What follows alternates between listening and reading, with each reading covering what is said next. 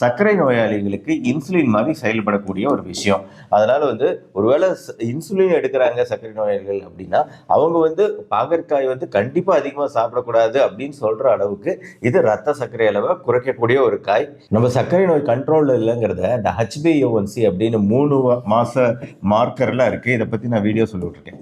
இந்த HbA1c அளவுகள் குறைக்கக்கூடியது, ஃப்ரக்டோசமைன் அளவுகளை குறைக்கக்கூடியது பாகற்காய்.